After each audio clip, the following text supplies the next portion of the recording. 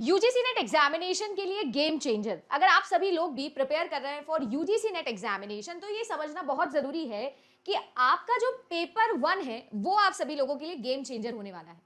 और अगर बात की जाए कि पेपर 1 का क्या ट्रेंड रहा आपके रीसेंट जनवरी एग्जाम में, जो कि यूजीसी नेट दिसंबर 2024 की साइकिल में एक महीने का एक्सटेंशन के बाद कंप्लीट हुआ है, तो क्या ट्रेंड रहा, कौन से ऐसे टॉपिक्स हैं जिनसे हमको शुरुआत करनी चाहिए, चाहे हम बिगिनर हैं चाहे हम रिपीटर हैं। दोनों ही केसेस के अंदर अगर मैं जून 2025 के लिए तैयारी करना चाहती हूं, तो कौन से ऐसे टॉपिक्स हैं जो पेपर 1 में मुझे पढ़ने चाहिए, या किन टॉपिक्स से मुझे पता है कि मुझे बहुत अच्छी दोस्ती करनी पड़ेगी in order to completely qualify this examination and do JRF. तो आप सभी लोगों के लिए मैं आज यहाँ पर लेके आई हूँ कुछ ऐसे टॉपिक्स जो कि कंप्लीट ट्रेंड एनालिसिस के अकॉर्डिंग मैंने बताए हैं।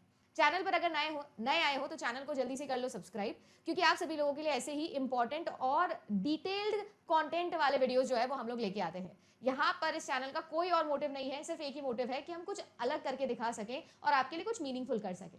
अब जब मैं बोलती हूँ कि मीनिंगफुल कर सकें, तो आप सभी लोगों को पता होगा कि यूजीसी नेट एग्जामिनेशन के अंदर बहुत इंपॉर्टेंट होता है कि हम लोग क्या पढ़े वो समझें और क्या ना पढ़े वो सबसे पहले समझ लें। सो मैं आज आपको वही बताने वाली हूँ कि पेपर 1 में क्या क्या चीजें आपको पढ़ के जानी है और क्या क्या चीजें जो है उन पर आपका ज्यादा फोकस अगर नहीं भी डालोगे तो समय आपका बचेगा, क्योंकि टाइम कम है, सिलेबस बहुत बड़ा है और पेपर 2 उससे भी ज्यादा बड़ा है। तो चलिए आइए चलते हैं और एक एक करके हम लोग बात करते हैं कि हमारे लिए पेपर 1 में हमें क्या क्या पढ़ना है। अब पेपर 1 में आप सभी लोग अच्छे से जानते हो that paper 1 contains your 10 units.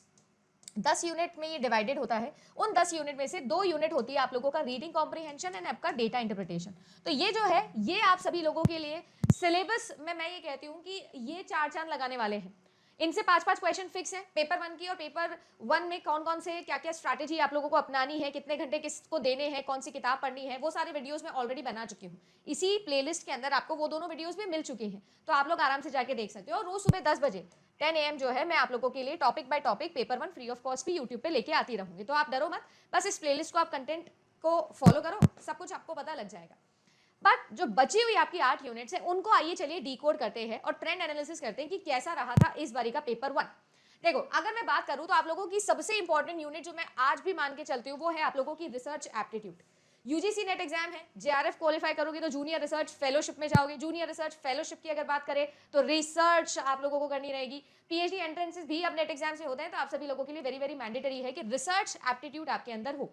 Research aptitude के अंदर जो है सैम्पलिंग जैसे topic, types of research, mean, mode, median, standard deviation के न्यूमेरिकल वाले क्वेश्चंस, आपके रेफरेंसिंग स्टाइल्स के ऊपर मेजरमेंट स्केल, चाहे वो आप लोगों का nominal, ordinal, interval, ratio scale रहा हो, या फिर आप लोगों के एटीट्यूडनल स्केल रहे हो, गटमैन स्केल हो गया, थ्रस्टोन स्केल हो गया, इस टाइप के क्वेश्चंस रहे हो।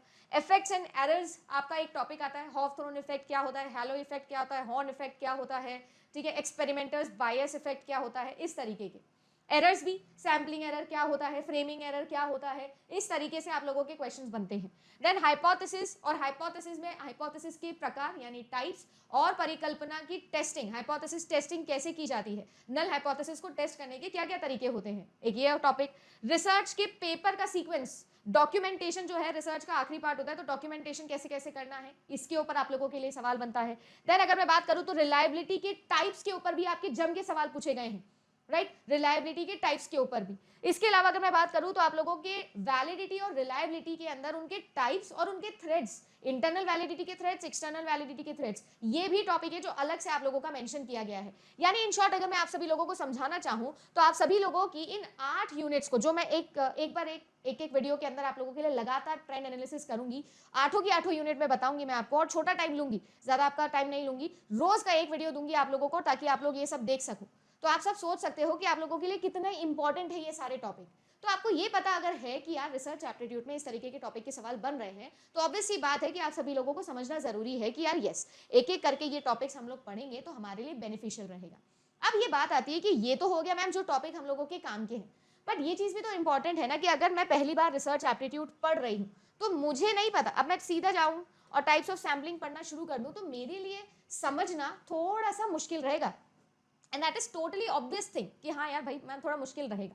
तो जब ये ऐसा मुश्किल रहेगा तो मैं हूँ आपका सपोर्ट करने के लिए। पिछले 5 साल से मैं आपको रिसर्च पढ़ा रही हूँ और फ्रॉम द बेसिक्स में आपको इस बार भी पढ़ाऊंगी, चाहे वो आप लोगों का प्रीमियम बैच रहे या आपके लिए फ्री 10 AM वाली क्लास रहे।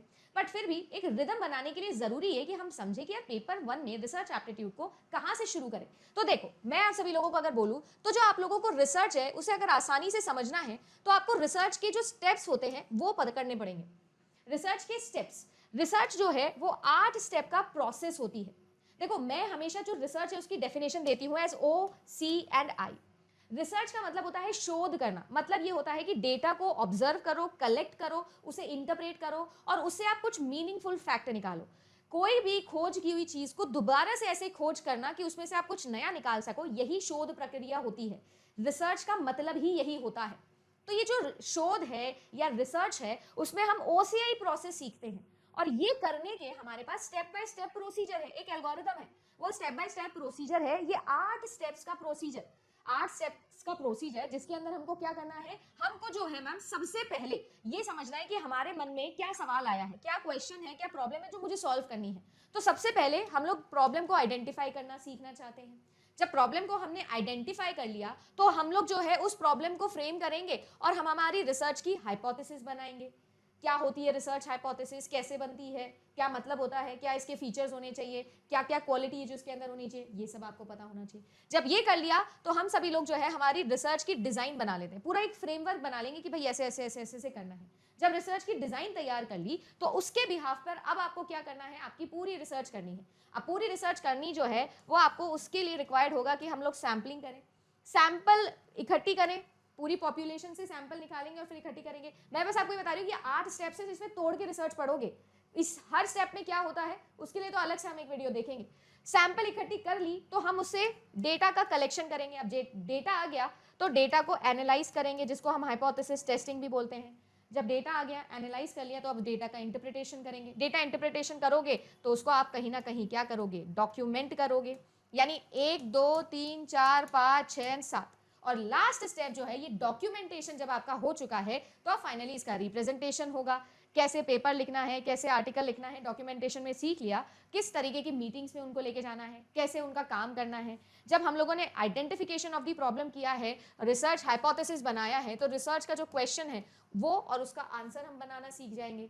इस पूरी प्रोसेस के दौरान हमारे पास में जो हमारा very very important step, 8 step तो नहीं बोलूंगी but yes very important step, क्योंकि 7 मैंने यहाँ लिखे हैं, तो वो जो 8वां है वो है लिटरेचर रिव्यू। वो मैं कहीं भी लिस्ट में इसलिए नहीं लिखती हूँ क्योंकि वो एक थ्रू आउट प्रोसेस है। लिटरेचर जो रिव्यू है वो पूरे प्रोसेस है, चलता रहेगा चलता रहेगा चलता रहेगा।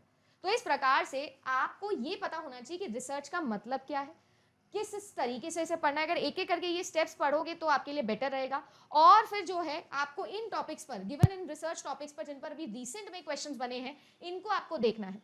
ठीक है, तो ऐसे आप सभी लोग एक एक यूनिट को टैकल कर सकते हो। उम्मीद करती हूँ कि रिसर्च एप्टीट्यूड की अप्रोच में आपको बता पाई होंगी, ट्रेंड में बता पाई होंगी कि क्या पढ़ना है, कैसे पढ़ना है। एक एक करके हम ऐसे सभी यूनिट्स करेंगे। Stay connected, stay tune. 10 AM daily आ जाऊंगी आप सभी लोगों के लिए। और इसके अलावा अगर ऐसा है कोई जिसको ऐसा लगता है जो हमारे साथ में पढ़ना चाहता है फिजिकली, तो वो ऑफलाइन सेंटर पे आ सकता है, जो कि जयपुर के अंदर अवेलेबल है क्लासेस। ये सभी सब्जेक्ट्स की पेपर 1 और पेपर 2 की प्रीमियम क्लासेस आप लोगों के लिए अवेलेबल है, तो आप वो ले सकते हो। और अगर आप सभी लोगों को इन क्लासेस की PDF चाहिए, इस क्लासेस से रिलेटेड अपडेट चाहिए, तो आप मेरा टेलीग्राम चैनल फॉलो कर सकते हो। JRF अड्डा विद अदिति के नाम से मिल जाएगा। ये टेलीग्राम चैनल है, ये DP लगी हुई है, इस पर आप आ सकते हो। मैं डेली यहाँ पर आप लोगों के लिए कुछ ना कुछ एक्टिविटी करती रहती हूँ।